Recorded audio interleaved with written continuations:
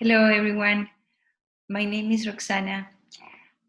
I am so grateful for this opportunity and the possibility of sharing with you all how I am reflecting on my experience of being an international academic in South Africa. I did my PhD in the United States before I lived in Chile, my home country. And those academic credentials, those experiences, in addition to the race to which I am assumed in the context of South Africa and the economic access that the academic position has given me, all of those factors have put me in a position of privilege and influence that I have never had before. In this presentation, I want to offer some insights of how I am reflecting about that positionality, especially when you are embracing and committed with an agenda of the colonization of higher education, but also myself. Before I say anything, let me start acknowledging the people, lands, waters, and all the creatures of the place in which I am currently located. I am in Makanda, Eastern Cape, South Africa, formerly known as Grahamstown, a land where British settled colonizers set the frontier territory that separated the Cape Colony with the lands of isiXhosa people. I am in the land of the isiXhosa people, who are one of the largest racial and ethnic groups of South Africa. Most of isiXhosa people live in the areas known as the township. Townships are segregated urban areas in which non-white people were forced to live since the late 19th century in South Africa.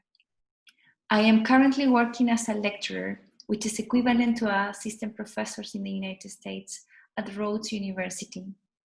The name of Rhodes came from Cecil Rhodes, who was a British mining owner and one of the prime ministers of the Cape Colony, and is well known for being one of those settled colonizers that professed the supremacy of whiteness. Rhodes University is well known for being one of the historically white institutions in the country that emerged to educate descendants of the English settlers in this land. In the last decade, the socio-demographic composition of students have changed dramatically, and to date, around 69% of the students are Black African. Yet, most of the academics are still white.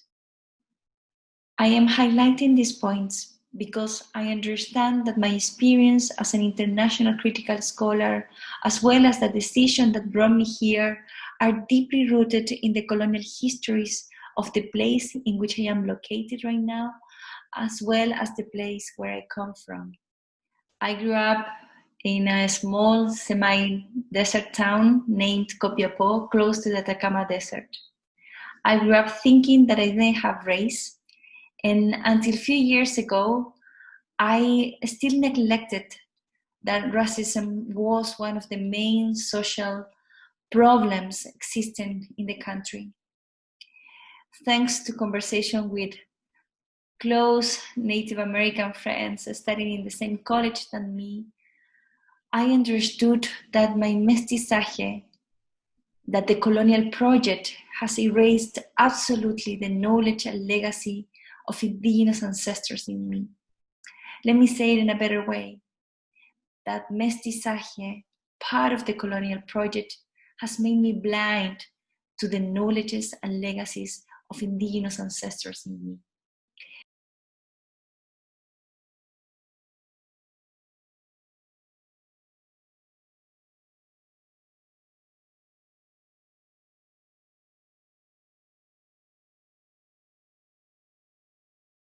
From then, I understood that I had an important work to do, and that work is about to make visible the deep roots of my inner colonizer, something that Quijano summarizes as the colonial pattern, the hierarchy and logics that determine what is good, desirable, respectable, visible in most of the domains of my social life.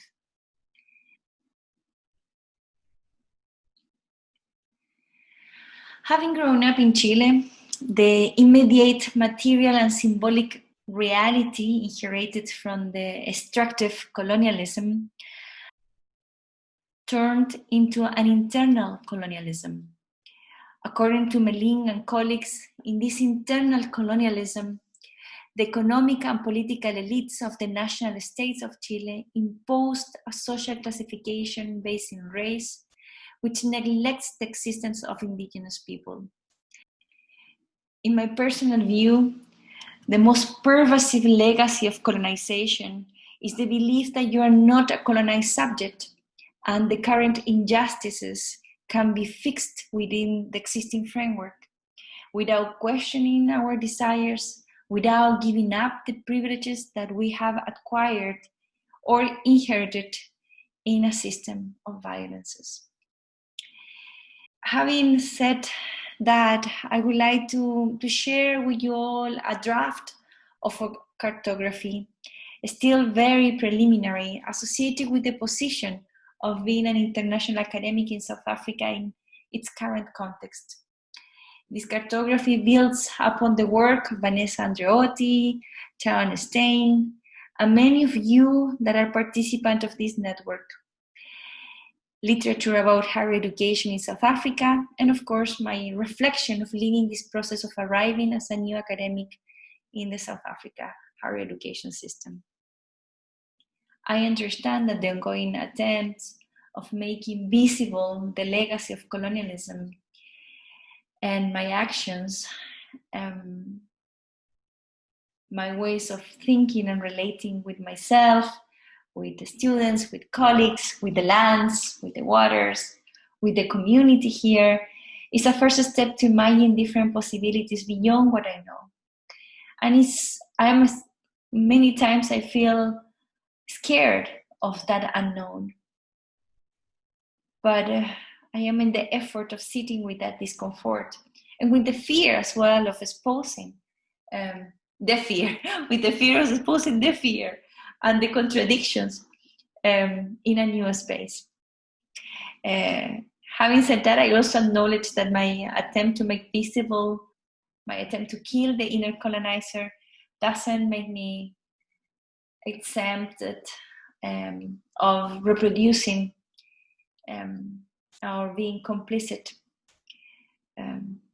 with the effects of colonization. For those who are not familiar with the South African context, let me provide you some short notes. After the end of the apartheid in 1994, successive governments in South Africa have set a number of reforms to transform the higher education systems and redress the inequality of the past. If you go to the universities here, you will see a number of documents talking about transformation of higher education in many different ways. The policies overall are rooted in the idea that education and scientific progress are essential mechanisms to enhance the economic and social progress of the country, particularly among Black South African population. And one of the mechanisms to enhance the high level of income inequality of the country. In the scientific arena, the government has discussed largely about the need to prepare South Africa to participate in what they call the fourth industrial revolution. This was a new term for me when I arrived here. In Chile, the notion is about knowledge economy. Here is the fourth industrial revolution. In the mid-2000s, the country set the goal of producing 3,000 doctoral holders a year by 2018 in order to improve its scientific capacity. The government allocates resources to reward the institutions with greater scientific capacity, which has favored historically white universities, contradicting in a certain way the policies and the notion of redressing the deep inequality of the higher education system inherited after the apartheid. Internationalization is other component of the policies. There is a special type of visa for highly skilled individuals that favored me and allow me to occupy the job that I am having right now. And the need to demonstrate a certain percentage of international scholars also favored the possibility that I am here today.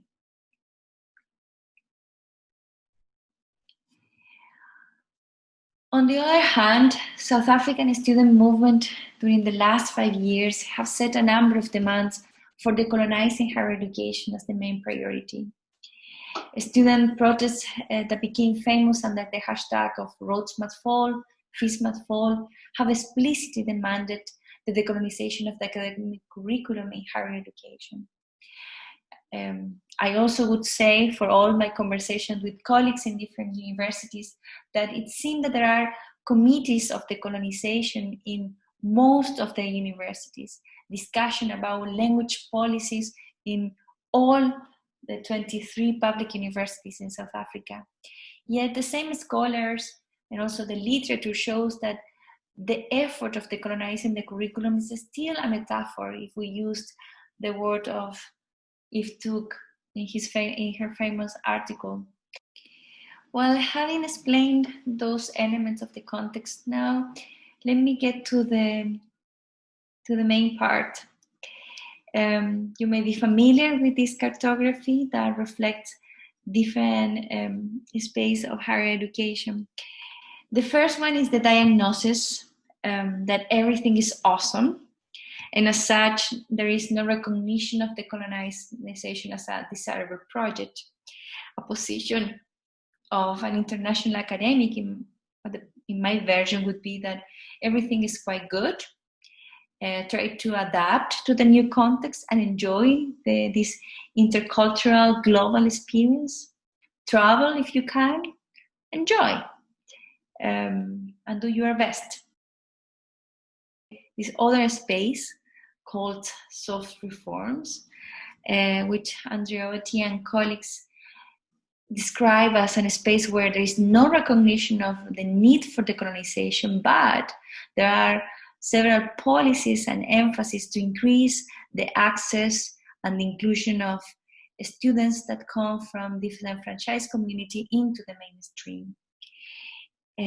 As an international academic, I understand that this space could be reflected as the attempt to engage with the students and community members who come from disenfranchised communities, maintaining the existing institutional standards without trying to disrupt the conditions that exist.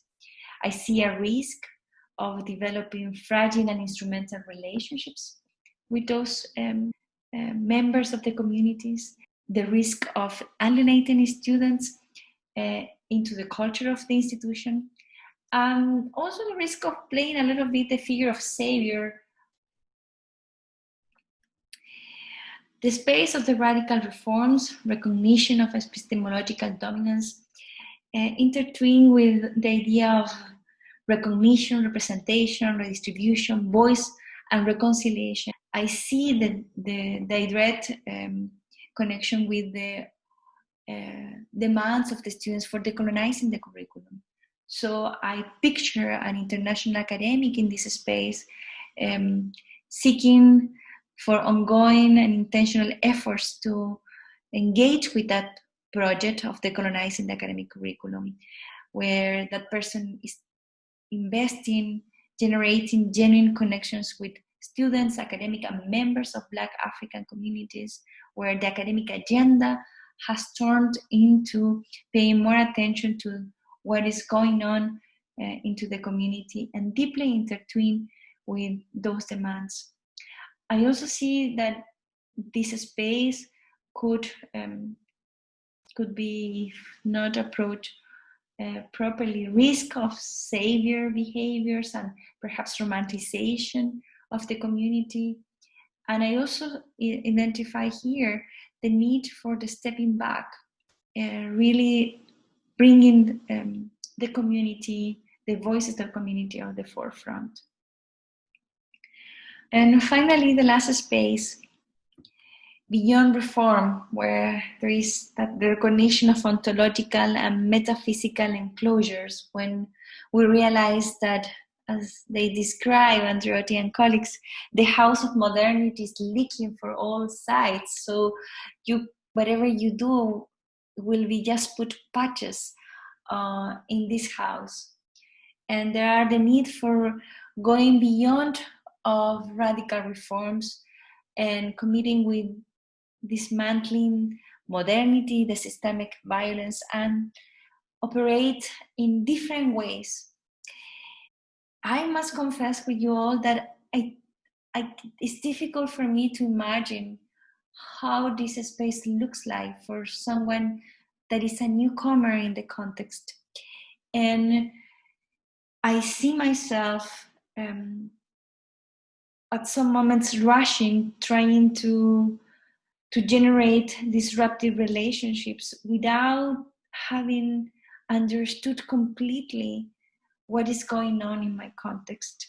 I see the need for creating trust, of getting together with others, and the need for overcoming the fears of speaking up, of